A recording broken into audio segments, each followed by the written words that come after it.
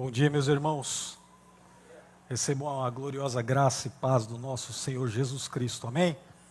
Vamos abrir a palavra de Deus no Evangelho de Mateus, capítulo 4, a partir do verso 1. Evangelho de Jesus, segundo o registro do seu apóstolo Levi Mateus, capítulo 4, a partir do verso 1. Hoje meditaremos na tentação de Jesus Cristo. Escute com fé e espírito de oração a palavra do Senhor. A seguir foi Jesus levado pelo Espírito ao deserto, para ser tentado pelo diabo. E depois de jejuar 40 dias e 40 noites, teve fome. Então o tentador, aproximando-se, lhe disse: Se és filho de Deus, manda que estas pedras se transformem em pães. Jesus, porém, respondeu: Está escrito, não só de pão viverá o homem, mas de toda palavra que procede da boca de Deus. Então o diabo levou a cidade santa, colocou-o sobre o pináculo do templo e lhe disse: Se és filho de Deus, atira-te abaixo, porque está escrito: aos seus anjos ordenará a teu respeito que te guardem, e eles te susterão nas suas mãos, para não tropeçares em alguma pedra. Respondeu-lhe Jesus: Também está escrito: Não tentarás o Senhor teu Deus. Levou o diabo a um monte muito alto, mostrou-lhe todos os reinos do mundo e a glória deles. Ele disse: Tudo isto te darei, se, prostrado, me adorares. Então Jesus lhe ordenou: Retira-te, Satanás, porque está escrito: Ao Senhor teu Deus adorarás, e só a Ele darás culto. Com isto o deixou o diabo, e eis que vieram anjos e o serviram. Até aqui a palavra de Deus. Oremos uma vez mais ao nosso Senhor. Bondoso, eterno e soberano Senhor, a sua palavra já foi nesta manhã cantada, orada e agora, por misericórdia, será pregada. Portanto, abra cada coração nesta manhã e ilumina a mente, para que todos aqui a recebam de bom grado e deem frutos a 100 por um. Pai, eu te peço essas coisas em Cristo Jesus, por quem oro. Amém. Queridos irmãos, é preciso afirmar desde já que todos os que pelo batismo foram admitidos em Cristo e na igreja são necessariamente conduzidos ao deserto para participarem da vida divina, para prosseguirem essa vida no íntimo de suas almas e serem assim tentados por Satanás. De modo geral, todos os crentes, sem exceção, aqueles que nasceram de novo, que foram regenerados pelo Espírito Santo, são chamados a vencer, com a força de Deus, as tentações que vêm do mundo, da carne e do diabo. Bem-aventurado o homem que suporta a tentação, porque quando for provado, receberá a coroa da vida, a qual o Senhor tem prometido aos que o amam, dirá o evangelista Tiago, que irá dizer ainda: Meus irmãos, tende grande alegria quando enfrentardes várias tentações, sabendo que a prova da vossa fé opera paciência. Tenha, porém, a paciência a sua obra perfeita, para que sejais perfeitos e incompletos, sem faltar coisa alguma. Ou seja, a virtude, a santidade, sem a qual ninguém verá o Senhor, se fortifica e cresce à medida que é posta à prova nas tentações. Sofremos tentações que nos vêm da nossa natureza carnal, ferida pelo pecado, pela nossa concupiscência natural, que nos inclina inexoravelmente ao mal. E não bastasse este inimigo interno, estamos rodeados de inimigos externos, os quais, sobretudo por meio das adulações, dos elogios excessivos, das lisonjas, procuram, na verdade, nos matar.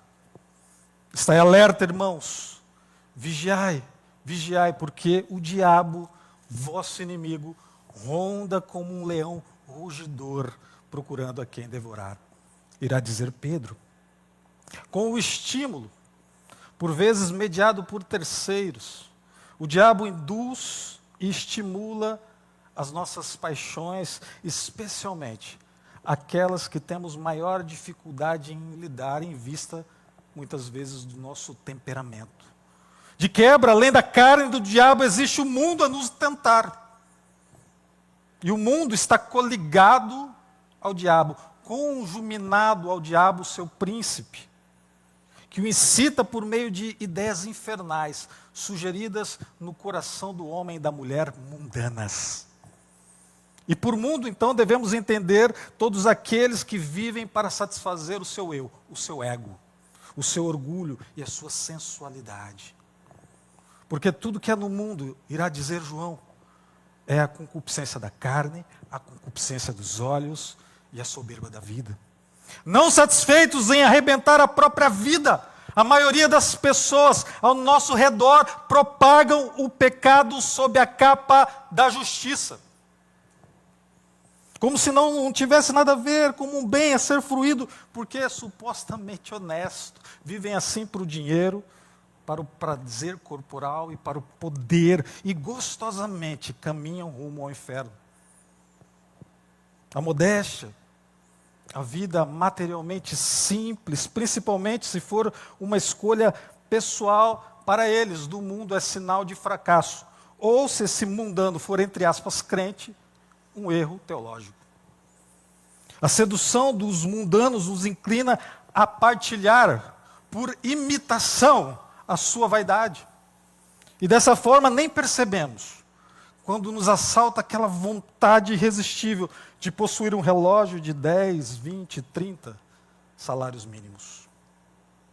A sedução dos mundanos nos inclina a partilhar a sua sede, a sua ambição de poder, e dessa forma nem percebemos quando nos assalta aquele espírito de competição e aquele desejo de vanglória. Uma corrida maluca, insana, atrás de vento, pois somos nós, aqueles que, embora nada tendo, possuem tudo, irá dizer o apóstolo Paulo. Qual é a origem, amado, amada irmã, do seu desejo? O que tem o poder de mobilizar a sua vontade? É o poder do Espírito Santo? Ou o mundo, a carne e o diabo? Fica a pergunta como reflexão nesta manhã. Entenda, irmão. Entenda, irmã. Ao menos desde Jacques Lacan sabemos que o nosso desejo é o desejo do outro. Eu só desejo as coisas que desejo porque faço parte de uma comunidade que me ensinou, direta ou indiretamente, que tais coisas são desejáveis. Em outras palavras, eu desejo o que desejo porque outras pessoas desejam também. Portanto, se quem você admira, exalta e tem sumo respeito for um mundano, vigie o seu coração porque você corre perigo. Vigiai e orai, para que não entreis, para não cairdes em tentação.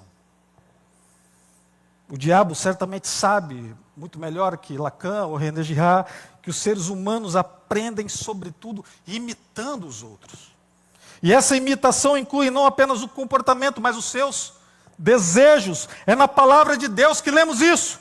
Todo aquele, porém, que for bem instruído será como o seu mestre. Pois o imita, o copia, o mimetiza. Sigam o meu exemplo, dirá Paulo, assim como eu sigo o exemplo de Cristo. O diabo, portanto, não tem o poder de te possuir, mas tem o poder avassalador de instigar o seu comportamento e engravidar o seu desejo por meio das pessoas com as quais você convive, principalmente aquelas que você admira, aquelas que elege como modelo. E assim, cada um é tentado pela sua própria cobiça, quando esta o atrai e seduz por meio dos mundanos usados pelo diabo. Então, a cobiça, depois de haver concebido, dá à luz o pecado. E o pecado, uma vez consumado, gera a morte. Essa é a mecânica da tentação.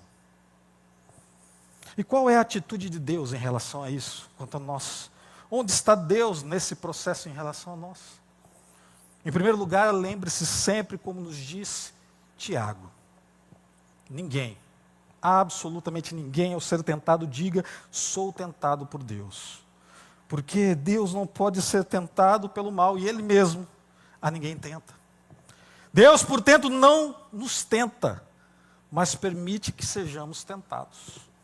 Deus reina sobre o diabo, e este só pode avançar contra nós até onde o Senhor permitir. E saiba, jamais Deus permitirá que sejamos tentados acima das nossas forças, dirá o apóstolo Paulo.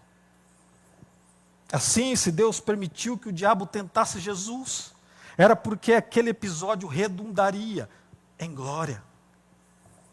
Se Deus permite que sejamos tentados, era para atingir um objetivo divinamente sábio e bom. Deus não permitiria que fôssemos tentados, a não ser que pudesse tirar proveito das tentações a que nos submete, razão pela qual, e guarde isso, as tentações são para nós um grande bem. É um bem porque é um meio singular na tarefa de purificar o nosso coração, pois é na luta contra a tentação que nos conhecemos melhor. É na luta contra a tentação que nos damos conta do tamanho da nossa ambição, da nossa avareza, da nossa sensualidade, do ódio que nos habita. Sem tentação não há conhecimento de si. Sem tentação há apenas presunção de sabedoria. E não sabedoria provada, verdadeira, temperada no fogo, sabedoria prática, prudência, a virtude que ordena todas as demais virtudes. É através das tentações da carne que descobrimos que precisamos mortificá-la ainda mais. Reagindo contra as más influências dos mundanos sobre nós, é que descobrimos a quem devemos evitar, fugir, e a quem, por outro lado, devemos imitar realmente Jesus Cristo. Dessa forma, é preciso concordar com Tiago mais uma vez. Tende por alegria o estar rodeado de diversas tentações, considerando que a prova da vossa fé gera a paciência. Dessa forma, eu pergunto, considerando que a tentação é um bem, a gente deve desejar e buscar ser tentado? A gente deve se expor à tentação, correto? De modo nenhum. De forma alguma. Não devemos temer, sim, a tentação. Não devemos temê-la. Jamais, contudo, buscá-la. E não devemos temer a tentação porque sabemos que não seremos tentados além da nossa capacidade de resistência. Deus conhece melhor os seus limites, irmão, irmã, do que você próprio. Sabe muito bem até onde chegam as nossas forças. Deus se faz presente em nós nessas horas e na hora oportuna, com muita luta, nos conduz à vitória em Cristo Jesus. Louvado seja o nome do Senhor. O Senhor, dirá o salmista, é a minha luz e a minha salvação. A quem, portanto, temerei? Preste muita atenção. Deus não irá impedir que o seu sistema límbico, a sua libido, a sua vista, o seu ouvido sejam atacados pelo diabo com imagens belíssimas, com prazeres fortíssimos, com pratos e ofertas irrecusáveis. Ou seja, o fruto proibido irá ser sim oferecido a você, novamente depois do Éden, e certamente não será uma maçã. E será oferecido às vezes com vivacidade, insistência e obstinação, sobretudo cheio de artimanhas que o justifiquem. Mas tudo isso ainda será apenas sugestão do inimigo. Um pensamento querendo guarida no seu coração, uma ideia que surge como seta. O primeiro movimento do diabo contra você, que não será pecado, enquanto você não consentir a esse primeiro olhar, a essa oferta, ao prato que Satanás lhe oferece. Enquanto a vontade, essa que decide e põe o ser humano em ação, não der lugar ao consentimento, há luta e deve haver também oração. E se a vontade recusa esse consentimento, a tentação é vencida. O Senhor prevaleceu. Louvado seja o nome do Senhor. De posse dessa compreensão acerca da tentação, irmãos, irmãs, vamos agora ao texto bíblico para comentá-lo expositivamente. Colhe os seus olhos no texto, no verso 1, do capítulo 4. A seguir, foi Jesus levado pelo Espírito ao deserto para ser tentado pelo diabo. E depois de jejuar 40 dias e 40 noites, teve fome. A tentação de Jesus está narrada nos 3 evangelhos sinóticos: Mateus, Marcos e Lucas. Em Marcos, contudo, somos informados que a tentação do nosso Senhor ocorreu durante todos os 40 dias, ao passo que Mateus e Lucas, o jejum de 40 dias foi a preparação para esse terrível dia. Um ponto de destaque é entender ainda que é o Espírito Santo que conduz Jesus, que o impele ao deserto. Não é o poder de Satanás, então, não é o acaso, ou seja, não está no seu, no meu, no nosso querer não passar pelo deserto, mas confiar que aquele que começou a obra em nós, no momento da regeneração, há de levá-la à perfeição até o fim e nos guardará. No verso 3 e 4 nós lemos, então, o tentador, aproximando-se, lhe disse: se és filho de Deus, manda que estas pedras se transformem em pães. Jesus, porém, respondeu: está escrito, não só de pão viverá o homem, mas de toda palavra que procede da boca de Deus. Com essa resposta, guarde isso, Jesus diz, acima de tudo, que a verdadeira satisfação está na palavra de Deus. Embora esgotado fisicamente, Jesus nos mostra que Deus pode nos sustentar com um alimento espiritual, se valendo da nossa força de vontade para resistir à tentação. Ao recusar a satisfação física em proveito da espiritual, Jesus nos mostra que só Deus tem o poder de nos saciar realmente. Nos mostra ainda que usar os dons que Deus nos deu para uso exclusivamente pessoal é um erro. Nossos dons, nossos talentos, são nos dados por Deus apenas para serem usados para o reino de Deus. Apenas os nossos dons devem ser colocados em função se estiverem a serviço do reino de Deus. O poder de transformar pedras em pães, portanto, não tem sentido se não for para matar a fome do povo de Deus e não de uma pessoa em particular. O fato de sermos filhos de Deus não nos habilita, irmãos, a pregar, a presidir, a louvar, a aconselhar, a ensinar na EBD, a exortar, a disciplinar, a usar o corpo de Cristo em benefício pessoal. A tentação que se dá no campo físico, a que se dá no campo da alimentação quanto da sexualidade, é aquela em que Satanás tenta tirar proveito também das nossas necessidades, das nossas urgências. Note o seguinte, Jesus estava com fome extrema, esfaimado depois de 40 dias de jejum. Eva estava perto da árvore proibida e completamente fascinada pelo que o fruto tinha de bom e atraente. Davi estava inquieto, vagando pelo palácio, quando se atentou em Batseba, tomando banho. Ou seja, saiba que a necessidade de alguma coisa que não seja Deus mobiliza imediatamente o diabo para que elas sejam supridas através da tentação física. Assim, muitos líderes Brasil afora substituíram a pedra angular espiritual, que é Jesus, pelo pão que agrada a carne, a saber, procedimentos estéticos, recasamento, álcool e muitos banquetes.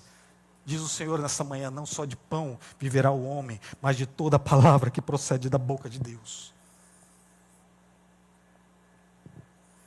Então, continuamos o texto. O diabo levou a cidade santa, colocou-o sobre o pináculo do templo e disse: se és filho de Deus, atira-te abaixo, porque está escrito: aos seus anjos ordenará a teu respeito que te guardem, e eles te susterão nas suas mãos para não tropeçares em alguma pedra. Respondeu-lhe Jesus: também está escrito: não tentarás o Senhor teu Deus. Novamente, o diabo questiona a filiação divina de Jesus. Ou seja, faz parte da estratégia maligna, minar a nossa confiança acerca de quem nós somos. E aprenda o seguinte: o diabo irá nos atacar, especialmente nos momentos em que estivermos exaustos, sozinhos, e com fome. Boa parte, irmãos, note isso, das ocorrências policiais se dão nessas situações. Cansaço físico e emocional, que é solucionado com dependência química, álcool e drogas. Solidão e miséria, que é solucionado por sugestão do diabo, com justiça com as próprias mãos. Ou no caso aqui sugerido pelo diabo no texto, com justiça divina pelas próprias mãos. Um milagrezinho para resolver tudo. Um atalho, que é o próprio caminho da servidão. É assim que o diabo insere aqui um terceiro elemento, para além do cansaço e da fome como ocasiões de tentação, a saber, o orgulho. Se a primeira tentação tenta atacar a necessidade física, a segunda tenta atacar uma necessidade emocional, a necessidade por segurança. Será que Deus me protegeria nessa situação? Afinal, eu sou filho de Deus. Poderia pensar Jesus a partir dessa sugestão diabólica. E a conclusão que o orgulho levaria seria essa: sim, eu sou o filho de Deus e a palavra me assiste. Mas não.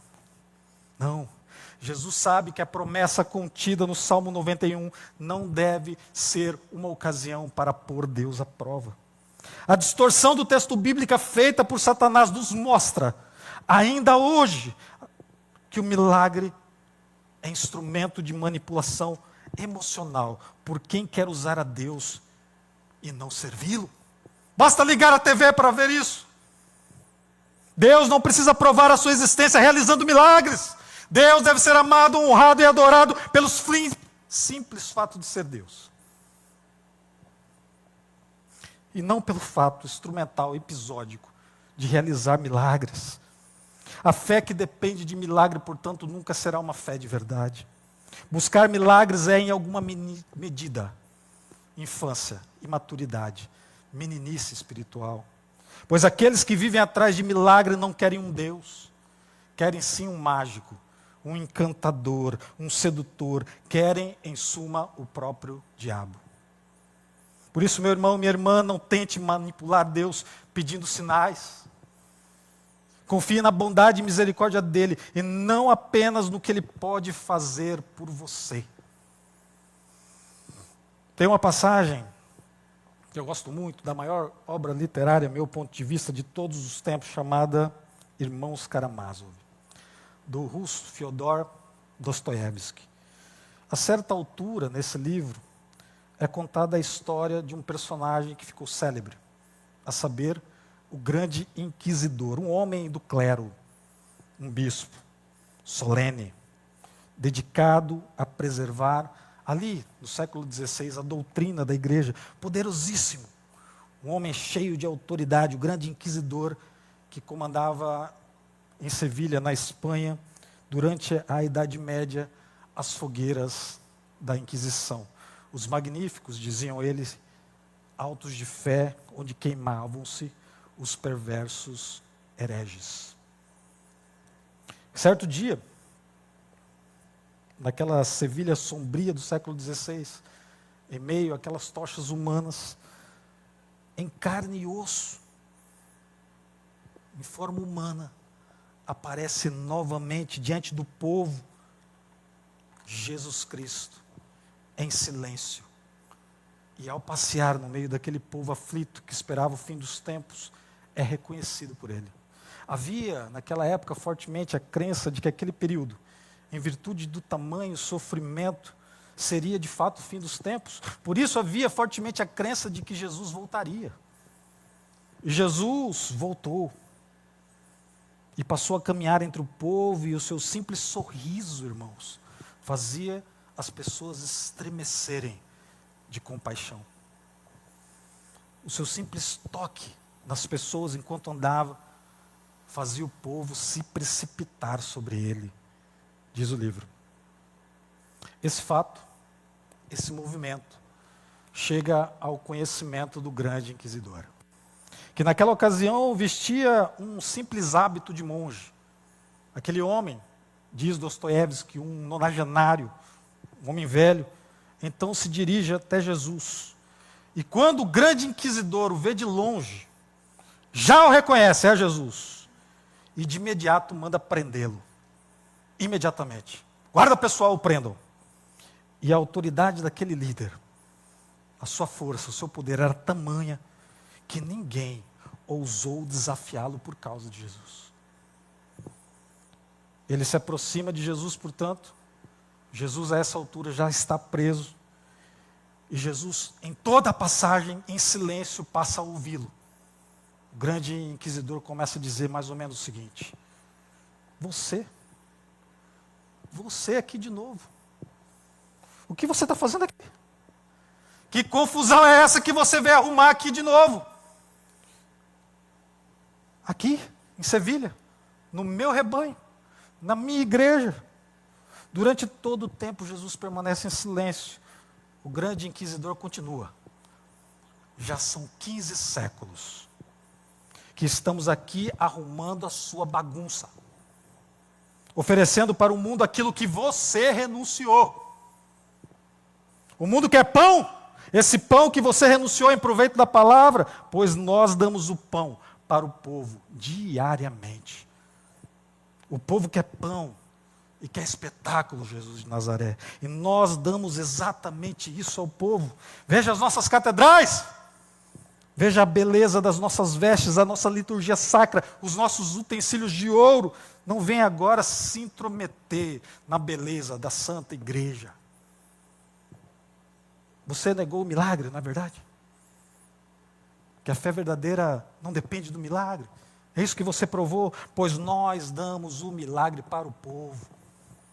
O milagre que o povo precisa, nós oferecemos. Nós temos um santo para cada tipo de milagre e para cada dia do ano. É isso que o povo quer, é isso que nós damos. Você recusou o poder temporal? O poder sobre as nações você recusou, pois é isso que nós também oferecemos ao povo. Poder de ligar e desligar, poder de fazer um pobre coitado, um faminto, um menino que entra no seminário, anos depois, por esforço, por mérito em Jesus, um príncipe de Roma. É essa oportunidade que você, ao voltar, quer tirar do povo. A sua pregação que negou o pão, o milagre e a autoridade, é exatamente isso que nós entregamos ao povo. Sabe por quê, Jesus? Porque o que você pregou é pesado demais para esses pobres coitados aí. Ó. O que você pregou é impossível para a humanidade, portanto, vá embora. Deixa a igreja corrigir isso. Agora, vamos acabar com essa conversinha. Levem esse homem para a masmorra, porque amanhã ele será queimado em nome de Jesus. E a parábola do grande inquisidor, grosseiramente exposta aqui por mim, termina por nos mostrar que a fé verdadeira, com o passar do tempo, se tornou o exato inverso e oposto daquilo que Cristo pregou. As tentações pelos quais ele negou, o povo abraçou. Para encerrar os versos 8 a 10, levou ainda o diabo a um monte muito alto, mostrou-lhe todos os reinos do mundo, e a glória deles, e lhes disse: tudo isto te darei se prostrado me adorares. Então Jesus lhe ordenou: retira-te, Satanás, porque está escrito: ao Senhor teu Deus adorará, e só a Ele darás culto. Aqui, o diabo tenta Jesus com aquilo que mais se busca atualmente: poder temporal.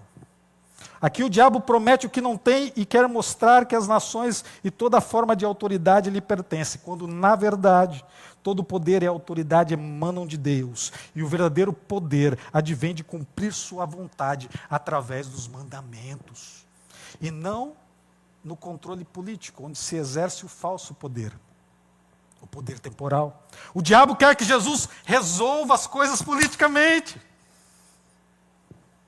E quantos de nós não queremos fazer isso na marra, hoje em dia, confundindo o reino dos homens com o reino de Deus? Pois o nosso reino, lembremos mais uma vez nesta manhã, não é deste mundo. Louvado seja o nome do Senhor. Para encerrar, leiamos o verso 11. Com isto, o deixou o diabo, E eis que vieram anjos e o serviram. Amados, amadas, que Deus continue, esta é a minha oração, a nos dar forças para vencer as tentações e possamos com Ele, Jesus Cristo, mês a mês, participando da mesa do pão e do vinho, e diariamente, através da oração, notar o seu agir em nossas vidas, pois este é o verdadeiro milagre da salvação. Louvado seja o nome do Senhor. Curva a sua cabeça, eleve o seu pensamento ao alto e oremos uma vez mais ao nosso Deus. Maravilhoso Senhor, eterno e soberano Pai, Tua palavra nesta manhã foi cantada, orada e agora pregada. E o que viera de mim imediatamente seja esquecido, mas o que veio da Tua parte, grava através da conduta transformada em cada coração, no dia a dia, através do comportamento, da ação. Que possamos recusar os prazeres físicos, o pão da vida pelo pão espiritual. Que possamos recusar a fé barata, que se dá através do milagre barateiro e o poder temporal a nós nos oferecido. Que possamos dizer um não em prol do reino de Deus. Pai, eu te peço essas coisas e lhe agradeço. Em nome e para a glória de Jesus, nosso Salvador, a quem pertence a glória, o domínio pelos séculos dos séculos. Amém. Ainda em espírito de oração,